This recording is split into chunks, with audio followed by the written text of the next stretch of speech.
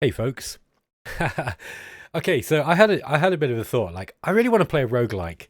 It's been a while since I played a roguelike. And then I thought to myself, why don't I just play Rogue? It's the most roguelike of all the roguelikes, technically. And this is like a really old version. I mean, Rogue is an old game. This is actually I think the newest version, the newest official version of Rogue, made by a company called Epix back in 1985, which was when I was a wee boy.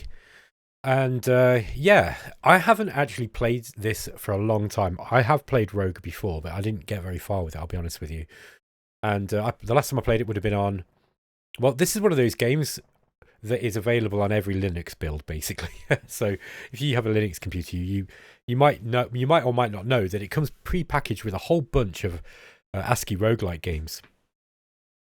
I'm afraid it is ASCII. So for those of you who hate ASCII roguelikes, you're not going to enjoy this one. But let's jump in. I haven't actually tried this one yet, this Epix version. Hello, Benjamin. Welcome to the Dungeons of Doom. Okay, so we're going to have to figure out the controls. I see. Old school. So I knew that the question mark would bring up the help menu. Okay, press space for more. Okay, it's pretty standard. So we've got F1 for the listed commands. Excuse me. All right, so yeah, this is pretty standard stuff. Now, I think it's going to be using the old school controls. I don't. Yeah, I think it's going to be HJKL, if I remember right. Let's just see what we can do. Yeah, it is. Okay. Don't think you can use the number pad. Oh, you can use the arrow keys. Okay. Wow, well, even the original Rogue got rid of HJKL. So what am I talking about? HJKL is an old school method for controlling roguelikes. H being left, J being up, I think, K being down, and L being right. It's really old and confusing.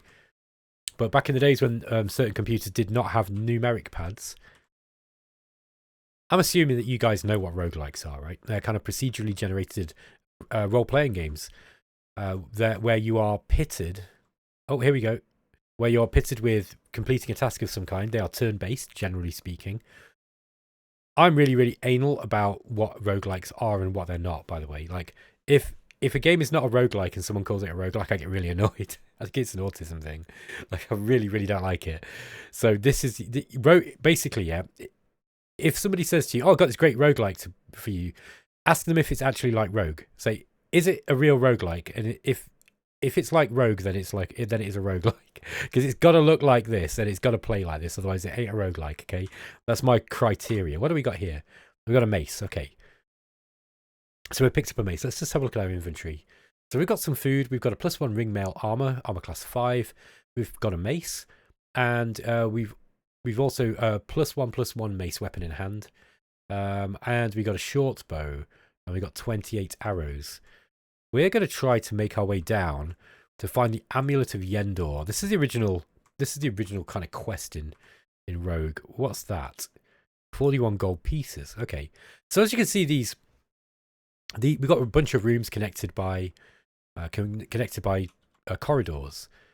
And I can't remember whether in Rogue the enemies will be found in the corridors or not. Ah, okay. We found something. Now, is there a way of checking? I hope you guys don't mind me just playing this and learning as I go. I'm pretty sure. Oh, F2 is a list of symbols. Okay, A to Z is 26 different monsters. So, we got a monster here. What kind of monster is it? You scored an excellent hit on the Kestrel. Poor Kestrel. Okay, you now have a scroll titled Nas Vajok. So they these games tend to randomize the names, so you don't know which one it is that you're picking up. Now, Rogue is the first game. Oh, we got a Kestrel again. Okay, you've defeated it. Good, we hit him with a mace. Rogue is the first game that basically had the food clock. I think it was one of the first games. They introduced the food clock because you can sit around healing after battles, and if Okay, so we snuck up on the bat and killed it. And so they introduced the food clock to basically stop people cheesing the game by attacking people, running away, healing, attacking people, running away, healing. Now, you've got this ticking countdown where if you don't keep moving down the dungeons and find more food, you're going to die. Okay. Got a tan potion. So, and the idea of the food clock, games designers still call any mechanic, really, that puts time pressure on the player as a food clock. It's still used. That terminology is still used. Another kestrel, and they become very, very. I think the food clock is one of the most unpopular. Well, you know, it seems very unpopular with modern gamers. Let's just say, like for example, okay, we found some more food. That's good. So, for example, a game like Panzer Corps or Panzer General, Fantasy General, those kind of games, where you've got a tactics game and it's got a bit of a clock on it. Those games, some people absolutely hate the clock on those games, and they kind of don't realize that without the clock, those games are not hard. They're just really, really easy because you can just find the optimal solution. But if you've got a time pressure on you, it makes them a lot more difficult. Okay, we're going to go down this staircase. The way is magically blocked. Okay, that's interesting. Let's just see what this is. This is a staircase. Yes, it is. Okay. I think I've searched everywhere, unless there is. There might be. You might be able to search in this game. I'm gonna quickly scan these. Remove ring. Identify trap. Search for something hidden. Oh, okay. So you can search. Okay. Yeah, it doesn't. This is an old game. Oh, there we go. You're caught in a bear trap. Oh, still stuck in the bear trap. Oh, ouch. Didn't hurt though. Okay, so can we not go down? Oh, there we go. Right, now I was hitting the wrong button. I was going up. Got 2 tan potions. Let's just try to go. Oh, got a larger corridor here. So what I think is, yeah, just to carry on about the food clock. It's kind of in modern gaming. They seem to be removing them from a lot of games. The problem is that you completely, like any game that was built around the food clock, like roguelikes and stuff, they have to have something else in them in order to propel you forwards. Now, some games do this better than others, right? Look, we're in a dark room. We're in a dark room here. Oh, hobgoblin. Oh, okay. We only got 6 hit points left. Okay, got hit again. Okay, we're gonna have to do something here. Let's use. No, we're gonna try and kill him. Oh no, he's killed us. Okay, there we go. Rest in peace, Benjamin. Killed by a hobgoblin. Okay, we're gonna try again because I'm not having that. Press enter to see the rankings. Rodney killed by a kestrel on level 1. Okay, so I booted the game and then quit out of it. So that will be that. You know what happened there. Start a new game. Yes. Here we go. So let's try again. Just call him Benjamin again. So yeah, food clocks are an interesting mechanic, and they seem to be very unpopular these days. But I lament the fact that games are starting to lose them. Okay, ice monster. Oh, we got a guild. Oh, we leveled up for killing that thing. And the reason is because they tend to put stuff in there in order to make the game more difficult that isn't as fun as a food clock, in my opinion. I could give you some examples, but I'm going to continue talking about Rogue. So this was like obviously this was the game that started the roguelike genre. People, roguelikes are very much tied to the computer science community. Okay, we've got another hobgoblin. Okay, got an excellent hit and we defeated him. Okay, so we actually survived that. Now, yeah, this was made by people on mainframe computers at the universities. And so it was very much, one of those things, if you had access to a mainframe because you were doing a computer science degree or mathematics or something like that, then people, you would have come across it. And other programmers, we're going to get surrounded here. Let's just try to get away from these bats. Other programmers would then take these games and make their own versions. Okay, I'm getting wrecked by these bats. Okay, we don't want to get attacked. by 2 at once. There we go. So we killed one of them, and we killed the other. Okay. So yeah, these games kind of got copied. So people would copy them. So somebody would come along and copy Rogue, or they'd take a copy of it and then they'd start developing it themselves. And then little variants would turn up, and you know, by the time that this game, this Epic's version came out, and this was a commercial version that was ported over to old computers like these ZX Spectrum. It would have probably been on the old Amstrad. Oh, we killed a hobgoblin. Oh, there's a kestrel here too. And it would have been on things like the Amstrad and the Commodore 64. And so yeah, this was like a commercial version made for those computers. So that's why this is pretty close though to what the original game was. And it was really made by a bunch of geeks who wanted to make a Dungeons and Dragons style game, because it was created during the original, you know, D&D craze, the original D&D. And you know, so they were like, how do we make a game where, you know, even the person who's developing it can enjoy it? So, you know, and the way to do that, obviously, if you make an RPG with static, an emu. Okay, we killed the emu. If you play an RPG game with very static maps, you know, you have to make the maps yourself. You hand code them, so you know all the secrets, right? You know what you've got to do. Oh, okay, we managed to kill it. So you can't really play it yourself because, you know, by making the game yourself, you already know all the secrets, and it's not that fun. But with a procedurally generated game, the game can, even though you could program the game so you know what it's capable of, it can still do stuff that you're not expecting, right? And that's what the beauty of the original roguelike is. So these games are very, very interesting in terms of games design, I think, because they use like the Petri dish to test out new features, new games design ideas. Okay, so we managed to keep that. Caught that one napping. I'm gonna like we got a stair down here, but I'm actually gonna explore the rest of this level, because if you've got the food, you probably want to be killing stuff on this level first. There's a whole bunch of monsters in here. Oh, ice monster froze me. I think I might die here. Okay, we can move again. Let's move out of here. Oh, he got me again. Oh, right. So I opened a room up and there was a whole bunch of monsters. There's 2 ice monsters and a kestrel in there, and they got me. So yeah, this is Rogue. Press enter to see the rankings. So we were Benjamin the Apprentice was killed by a kestrel on level 2. Let's start again. So I'm going to play one more time, I think. And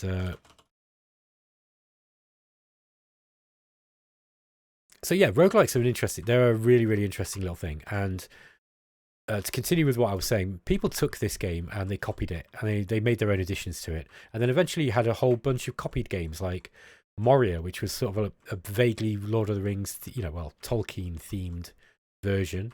Okay, we've got a spear here. Don't know if that's going to be any better than what we've got. Now, how do we equip weapons? Wear armor, put on. Oh, W. That's right, of course. So wield a spear. Is it going to be any better? Who knows? I'd like to think so.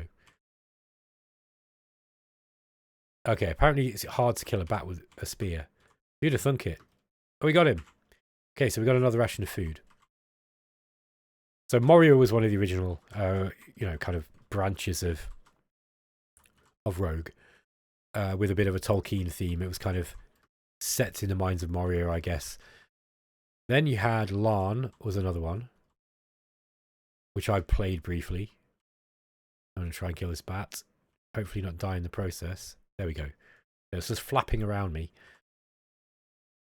Then you had Hack, and Hack became NetHack, and all of these games kind of went on to do their own thing. Like they had new, like different features, more complex stuff. You know, some of them had a town that you could go into to go in. So this game basically, you go down in a dungeon and you go down about 20 levels, I think, and then you have to find the Amulet of Yendor, and then you bring it back. and that's it. But it's difficult. It's a very difficult game. It was deliberately difficult. But some of the games like Moria had a town that you could kind of you could go to this town and sell items that you'd found in the dungeon and buy items. So it turned it into even more of a sort of role-playing game experience. So you've got games that are very, like games that are very much like Rogue. In the roguelike genre, that kind of are very close to Rogue, where they have a MacGuffin that you've got to go and, adventure to find, and you bring it out. So there are a few like really popular ones. We've got an emu here. Come on, kill the emu. Yikes, getting hit here. Kill the emu. I think... we've imaged him. Oh, yeah, we've defeated him. Okay. And we've leveled up to Guild Novice. Okay, good. So I was talking about roguelikes, and we were talking about games like Moria and its sequel, or one of its predecessors, which was Angband, having a kind of town. And those kind of games... They tend to be called the band-likes now, and you've got games that are like NetHack, and roguelike games have got this kind of genealogy to them. They're really, really interesting. You can kind of tell which game has inspired or it was literally branched from. So I really, really like roguelikes. I don't really play them very often on the channel. If you go back through my channel for new viewers, you will actually see that I have played a bunch of roguelikes on my channel here and there. But I've mostly stuck to the games that I like best. So I really, really like a game called Brogue. It's got a ridiculous name, but it's basically it's kind of a remake of this game, except it's made by a guy called Brian Walker. So this is Brian Rogue or Brogue, and Brogue is really, really good because it's got a lot of cool. It's a very modern roguelike. It's really beautiful to look at for an ASCII roguelike. It's just got really, really nice graphics because it was made in this, I think it's Liberty COD it's called, the Dorian Library, and that is a kind of game engine that's designed it was designed to be, well, it was made in tandem with making a roguelike game, which I don't think it was ever finished. It's Tales of Dorian or something like this. But anyway, the Dorian Library or Liberty COD, it's a really, really pretty looking ASCII engine, which allows you to do some really fancy stuff with the graphics. Oh, we got a Kestrel in the dark. Don't fly around in the dark, Kestrel. You can't see. Okay, what is this thing here? As a piece of armor. Okay, we've now got a ring mail. What? Let me just have a look at our inventory. We've got a ring mail, and we've already got a ring mail +1. Now, some of them might be magic. We've got a whole bunch of stuff. Brogue's really nice because it's got lots of kind of things like really imaginative traps that are to do with the rooms that you kind of move into. There are traps and puzzles for you to solve. And I'm trying to remember the name. There's a real-time version of the game that was kind of released a few years ago that was made by someone else, but it's very heavily based on Brogue. I think it's called Untamed or Uncharted or something like that. No, Unexplored, that was it. Game called Unexplored. And Unexplored... And there's a sequel to it now as well. Unexplored was interesting because it's basically Brogue, except a real-time version. And I think Brogue is a classic. It's like a modern classic because it showed you what you can do with roguelike games. So you can go and watch me play that on my channel way back. That was several years ago. Oh, we got an ice monster. Okay, we killed it. I've never, ever completed Brogue. In fact, I don't think I've ever finished a run of any roguelike, to be honest. I'm not actually that good at them. I like them, but I'm a little bit too impatient to really get that far. I think this is probably the furthest I've ever got in Rogue, though. This is like a tough game, man. Okay, we're going to keep exploring. Now, one of the there are many, many different types of roguelikes, and there are some really, really interesting ones that have come in modern times. One of the best roguelikes that's ever been made is a kind of zombie survival game or it's an apocalypse survival game called Cataclysm Dark Days Ahead. I think Daz Tactic plays that one. That is a really, really good game. For those of you who might have heard of Project Zomboid is an excellent, excellent game. massively played on Steam now. It's one of the most played games on Steam, I think. And it's still in early access. And it's been in early access for about, I think it must be about 10 years now. I think it's technically must be the oldest game, the oldest early access game on Steam. But it's that. Oh, I'm stuck in a bear trap. That's not good. You don't want to do that when you're around a monster. But yeah, the Project Zomboid, I don't know if the developer ever admits it, but it's heavily based on Cataclysm Dark Days Ahead. Cataclysm, Project Zomboid's amazing. Oh, it's a slime. Okay, we need to get into a corridor to fight this thing. Because it's going to split. Every time you hit it, it splits. Okay, there's another one. Oh, we only got 9 hit points left. Oh, it's divided. Okay, I've defeated that one. I've injured the slime. Oh, it's divided again. Oh, shit, there's a bat. Okay. Defeated the bat. Let's get away from here, and we're going to see if we've got any potions that we can use. So, I think it's Q usually to quaff a potion, isn't it? Yeah, Q. Okay. Let's quaff this gold potion. That sounds like it's going to... Oh, you begin to feel better. All right, so that was... You have to guess what the potions are. And this is one of the... this is another kind of mechanic from the old roguelike games. Ooh. Come on, kill it. Yeah, okay. Oh, there's another one. We've got to run away because we don't have any hit points. Okay. You feel stronger. What bulging muscles? Okay, I think we've got more strength now. Can you close doors in this one? I'm not sure if you can. Let's try wearing a ring. Oh, that's reading a scroll. We don't want to do that. I don't know if this slime's followed us. There it is. Oh, okay, we killed the slime. Is there any more? I think we might have killed them all. We've only got 2 hit points though, so got to be a little bit careful. Ah, no, we got an emu. Oh, I killed it in 1 hit with my spear. I have a potion of gain strength. Excellent. And a red potion and some gold. Okay, we're going to quaff the potion of gain strength. Now we've drank it, we've identified that. There we go. So we're now at strength 18. We're going to be able to kill stuff a lot more easily. But we've got to be really careful exploring now because we could be killed quite easily. You've got to keep pushing forwards though because of the food clock. So you can wait around a little bit to heal. There is some tactical use of healing. Okay, let's see if we can just search around here. Ah, there we go. Like, we knew there was a hidden door somewhere. I think this is going to link up with... Yeah, there we go. Okay, by the way, we've already found the stairs, but I'd like to just empty the area of treasure. Oh, what was that? Did I kill something? I think I moved too quickly. Okay, let's get out of here. Oh, injured the kestrel. We've almost got our hit points back. A nice monster. Okay, we killed it. Back down to 12 hit points. And we're just going to try to just see what's in the rest of this dungeon. There's going to be something else here. No. If there is, I can't see it. So let's just go down the stairs. Keep moving. Kestrel. Dead kestrel. Okay, we've got a slime mold. Now, you can eat those, I think. You can eat them in NetHack anyway, so I'm assuming that NetHack must have got it from this game. You feel very weak. You faint from lack of food. Ah, okay. We've got to eat now. So let's eat the slime mold. That was a yummy slime mold. Delicious. So as long as you keep yourself filled up with delicious food, you will still be able to keep moving and fighting.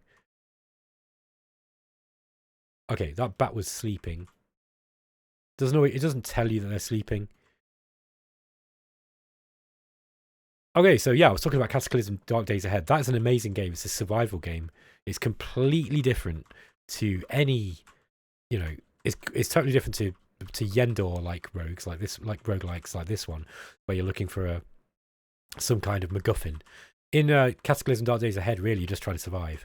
The one downside to that game, because it's got a lot of mechanics, right? You start in a city or on the edge of a city in a evacuation shelter, and then you're trying to basically survive. So you scrounge around for survival equipment.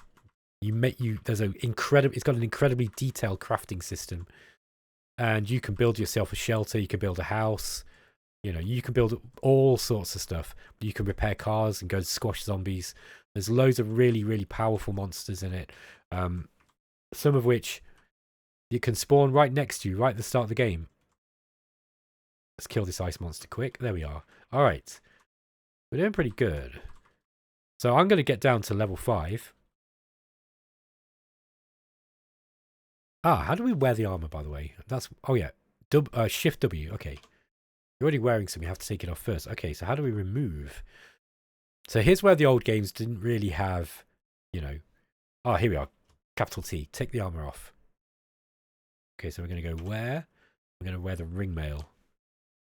Okay. Oh, that's not as good a ringmail, so we're going to remove it. Oops. Key was it again? Shift T, isn't it? Okay, so let's drop the ringmail I. Now, when you look at armor class, you have to be a little bit careful because this game is based on Dungeons and Dragons.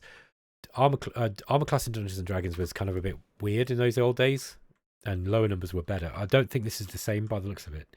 We're just going to put our trusty old ringmail on. Head down to level 5. The game is going to start getting more difficult from here on. Oh, we've now got a crossbow. And we killed a bat. Let's see what we can find in here. Roguelikes are all about being patient, which is one of my worst qualities. So I tend to die through very, very silly blunders in roguelike games.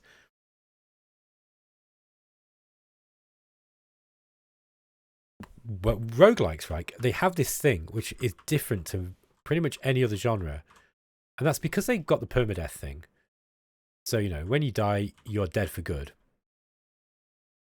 They can be very, very difficult, and often you're struggling. You're going to lose a roguelike 20 times before you even are able to survive more than what's an R? A rattlesnake. Oh. Okay, I killed it, but it's weakened me. Okay, I've got to be careful with that thing. But the first time you play a roguelike, right, and you might have died 20 times in a row, and you're starting to get frustrated because it's so difficult. And then you get this feeling where you're like, hang on a minute, I've survived longer than 20 minutes. I feel like I'm doing really well. And then, you might die. And then the next time you play, you survive to 30 minutes. And then invariably, with the best roguelike games, you will suddenly get a run where you're going for 2 or 3 hours and you're like, I'm still alive. And you are on the seat of your pants. And because it's permadeath, you might have got loads of cool magical items or all this wonderful stuff. Okay, we found a scale mail there. You might have leveled up. So you for the first time ever, you've survived a long time. And you've learned the game well enough to be able to kind of master the basics so that you can actually get somewhere, and suddenly the game opens up in a big way, but you're terrified of going any further because you're like, I'm doing so well, I don't want to die, I don't want to lose. Oh, an emu. Okay, and yeah, once you get that feeling, that's when roguelikes really bite. When you get that first game of a roguelike that you're not that familiar with, and you hit that position where you've gone from dying every 20 minutes to suddenly playing for 3 or 4 hours, or maybe 5 or 6 hours. And that is when they start becoming really, really exciting. So what are some roguelike games that I like? It's Hobgoblin's killing me. Okay, killed him. So I like Cataclysm Dark Days Ahead very much. I like Brogue. That's probably my favourite roguelike game, I'd say. Killed the ice monster. I really like. There's a Tolkien themed one it's an Angband variant. That Angband was and Moria before it were based on Tolkien, but loosely. But they still had kind of low fantasy stuff in there. Whereas Sil-Q is, or it was Sil originally, and then it's forked again to a game called Sil-Q. That is a Tolkien themed. It's a game set in the first age of Tolkien's Silmarillion, I guess. You know, the stuff that was covered in the Silmarillion, and that one is very lore friendly to Tolkien. So all the music, all the magic is like music, which is, you know, your characters kind of sing songs. You can forge weapons, and the idea is you have to fight your way down into Morgoth's. It's Thangorodrim. So you're in Angband, and you got to break into Thangorodrim, which is Morgoth's, you know, lair, his dungeon where nobody could ever get out of, and you have to fight your way down there and prize a Silmaril from his crown. And that game's amazing as well. I was considering playing that today, but it's been a while since I've played Sil-Q, and it's quite tough. Then there's some other ones as well. Adom's are really famous. It's called one of the it's one of the major roguelikes along with NetHack. And I'm trying to think what the other major roguelikes are. Yeah, Angband, NetHack, Adom. I think Tome is probably considered a major roguelike at this point. I might be wrong there. Tales of Magi. Yeah, it used to be Tales of Middle-earth, and they changed it to Tales of Magi-Al or something. I'm not a big fan of Tome. Tome feels more like a tactics game to me than a roguelike, but it is a roguelike. It's just a very different style. It's a very modern roguelike in the sense that it's got things like, it uses a lot of cooldown timers on abilities, so your character classes will all have different abilities that they can use to get them out of certain situations. It's less about the items that you find and more about the it's more about the abilities that you have when you level up. I don't really like Tome that much. I can't really get into it for some reason, but I recognise it as a good game. It just doesn't quite click with me. I need to try it again though, because I got some friends who play a lot of Tome, and they really love that game. Kill the slime. Okay. Now we can fire as well. How do I fire my arrows? Drop object. Throw. Okay, it's a plus key. Okay. We don't want to throw anything we're holding. That wasn't what I was looking for. We got a zap. Zap is going to be for magic wands. You've got a supervisor key here, so just in case your boss comes along. Back in 1984, if you were sat there on your terminal. There's got to be a fire. I can't see it. We might have to wield the weapon first. Okay, T is throw something. Z is direct. Is zap with a wand. I can't see it here. Wait. Okay. Maybe we have to wield short bow. Okay, you're now wielding the short bow. So do we zap with it?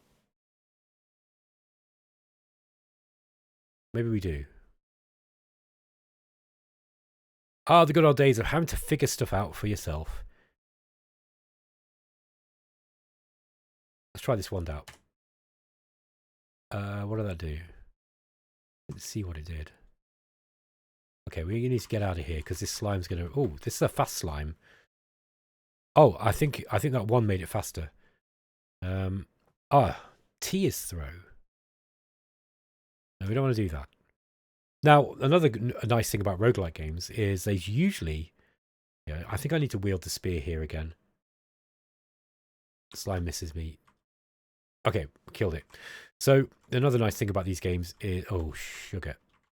Okay, we're in a bit of a bother here because killed the ice monster. Good. Did we manage to identify that wand?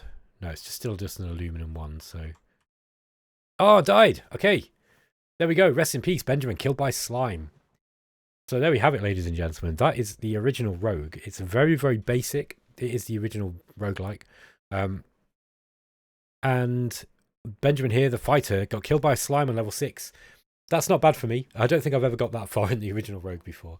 I'm probably not going to play this a whole lot. It's if you want to read the adventures of somebody who persisted with Rogue until they completed it, go and read a blog by a guy called the CRPG Addict. He actually plays the occasional roguelike as well.